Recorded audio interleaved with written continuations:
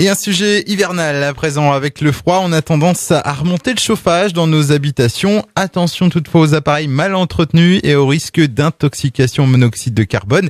C'est donc le sujet que l'on va aborder dans les prochaines minutes en compagnie de Frédéric Duchemin, chef du centre de secours de Beaumoirac. Bonjour Frédéric. Bonjour Manu, bonjour aux auditeurs d'Ag FM. Monoxyde de carbone, donc gaz dangereux car il ne se voit pas et ne sent rien. Effectivement, on dit que le monoxyde de carbone est incolore, inodore et insipide. Donc incolore, pas de couleur, inodore, pas d'odeur, et insipide, pas de saveur. C'est-à-dire qu'on n'a pas de sensation au niveau de la bouche, par exemple, qui nous dit attention, il y a du monoxyde de carbone. Est-ce qu'on peut donner quelques chiffres sur les intoxications du monoxyde de carbone? Ça représente quoi? Alors, plusieurs milliers de victimes au sens personnes atteintes. Malheureusement, parmi ces victimes, on compte quelques décès. Alors, c'est un petit peu dommage parce qu'on va avoir quelques petites mesures de prévention toutes simples qui va nous permettre effectivement d'éviter d'être confronté au monoxyde de carbone. Et déjà, quelles sont les causes de ces émanations au monoxyde de carbone? Ça provient d'une mauvaise combustion de différentes appareils de chauffage ou de cuisson qui marchent soit au gaz, au bois, au charbon, à l'essence, au fioul ou à l'éthanol. Et en fait, tous ces appareils qui peuvent produire du monoxyde de carbone et qui fonctionnent pas bien.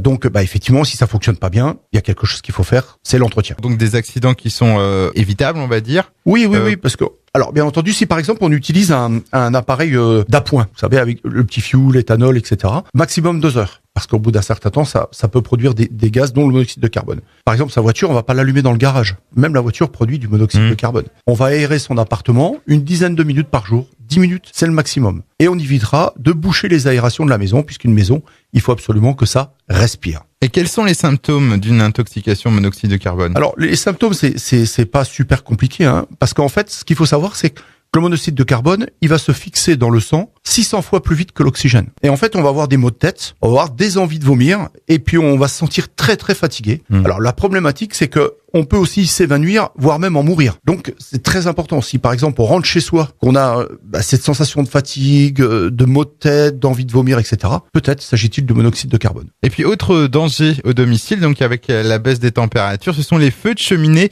Et là aussi, l'entretien est primordial. Effectivement, l'entretien est primordial puisqu'on dit souvent qu'il faut ramener la cheminée avant la période de chauffe et après la période de chauffe. Avant la période de chauffe parce que ce qui se passe, c'est que peut-être y avoir un essaim de guêpes, d'abeilles, etc., qui s'est mis dans le conduit.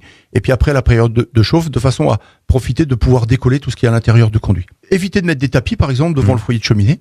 Ou alors, si on veut avoir la peau de bête devant la cheminée, à ce moment-là, il faut mettre une grille parce qu'une escarbille peut rapidement mettre le feu à la maison. Ah, donc, on va justement parler des moyens de prévention. On a déjà un petit peu évoqué le détecteur de fumée. Tout à fait, le détecteur avertisseur autonome de fumée.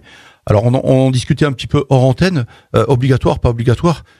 Peu importe. En fait, si vous êtes propriétaire et que vous avez un locataire, vous avez obligation de l'équiper le logement d'un DAF, d'un détecteur automatique avertisseur de fumée. Si vous êtes propriétaire, après, on n'est pas à 50 € près et on peut sauver une maison. Récemment, il y a des gens d'une commune qui ont été sauvés en pleine nuit grâce à un détecteur avertisseur autonome de fumée. S'il n'y avait pas eu de DAF, aujourd'hui, malheureusement, il ne serait pas parmi nous. Eh bien, merci en tout cas, Frédéric Duchemin. On rappelle que vous êtes chef du centre de secours de Beaumoirac. Et puis, on se retrouve le mois prochain pour traiter un autre sujet. Toujours avec le même plaisir.